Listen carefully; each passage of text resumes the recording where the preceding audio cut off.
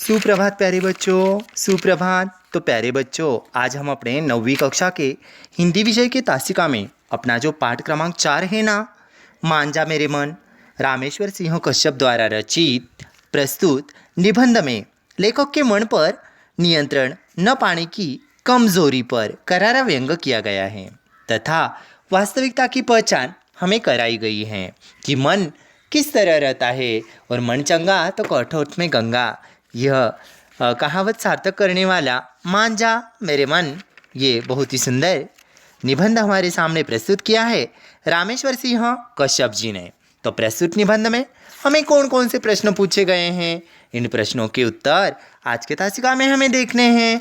पुनरावृत्ति हम कर रहे हैं। सबसे पहला प्रश्न है, सूची तैयार करो। पाठ में प्रयुक्त अंग्रेजी शब्द जैसे कि डॉक्टर, मशीन, टेबल, बाइस्कोप आदि। पाठ में प्रयुक्त अंग्रेजी शब्द मशीन, डॉक्टर, टेबल, बाइस्कोप। प्रश्न दूसरा, संजाल पूर्ण कीजिए।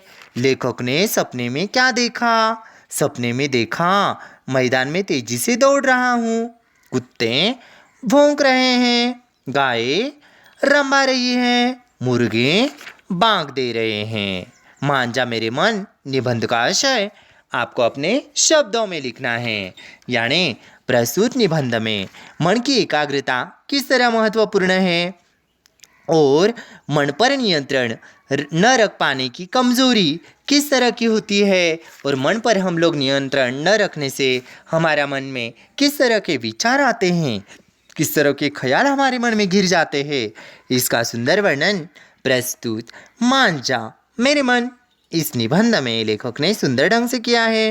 अब भाषा बिंदु, भाषा बिंदु के अंतर्गत देखो तो बच्चों हमें क्या दिया है। रेखांकित शब्द से उपसर्ग और प्रत्यय अलग करके लिखिए।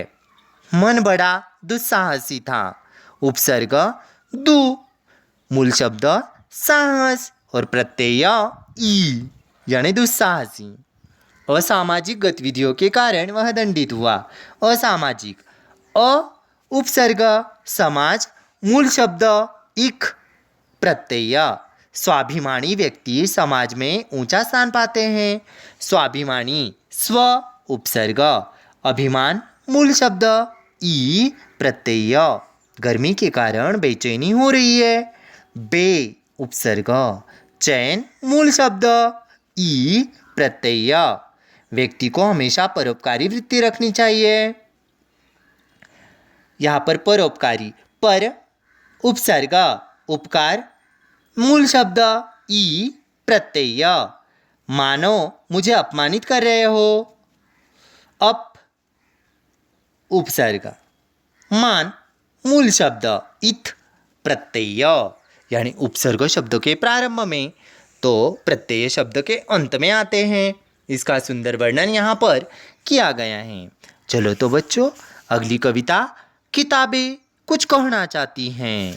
किताबें कुछ कहना चाहती हैं सफदर हाशमी द्वारा रचित प्रस्तुत कविता में नई कविता का रूप है। इस कविता में हाशमी जी ने किताबों के माध्यम से मन की बातों का मानवीकरण प्रस्तुत किया है, यानी अपने मन की बात यहाँ पर हाशमी जी प्रस्तुत कर रहे हैं।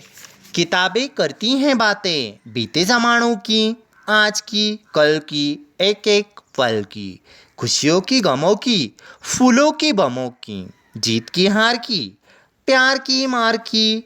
क्या तुम नहीं सुनोगे इन किताबों की बातें? किताबें कुछ कहना चाहती है, तुम्हारे पास रहना चाहती हैं। किताबों में चिड़िया चहचहाती हैं, किताबों में खेतियाँ लहलहाती हैं, किताबों में झरने गुनगुनाते हैं, परियों के किस्से सुनाते हैं।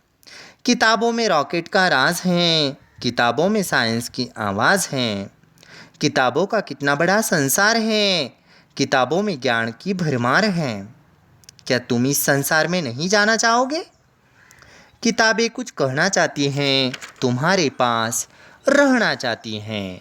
पाठ के आंगन में देखिएगा जरा प्रश्न पहला, आकृति पूर्ण कीजिए।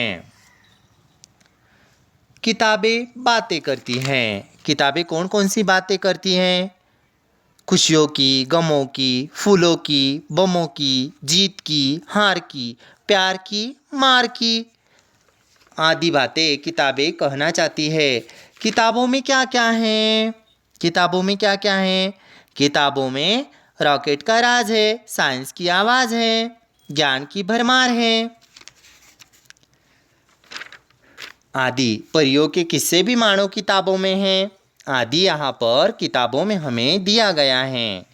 तो देखिएगा किताबों में आखिरकार हमें क्या क्या दिया गया है, इसका सुंदर वर्णन सफदर हाशमी जी कर रहे हैं।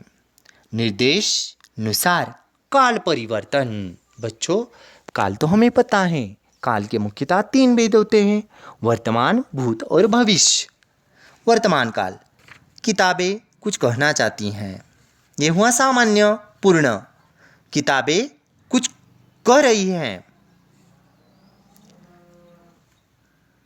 किताबें कुछ कहना चाह रही हैं।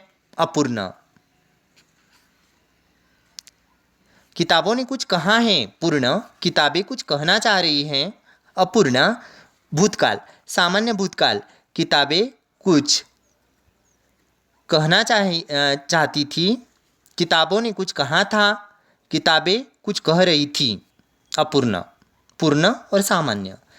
भविष्यकाल, सामान्य भविष्यकाल, किताबें कुछ कहना चाहेंगी। किताबें कुछ कहना चाहेंगी। यानी बच्चों हमें पूछा जा सकता है काल परिवर्तन, वर्तमान काल, भूतकाल, भविष्यकाल किस तरह है, इसका सुंदर वर्णन यहाँ किया है। इसके साथ साथ उपसर्ग वाले शब्द, प्रत्यय वाले शब्द, उपसर्ग किस तरह रहता है, प्रत्यय किस तरह रहता है और मूल शब्द किस तरह रहता है, इसका वर्णन भी यहाँ पर किया है।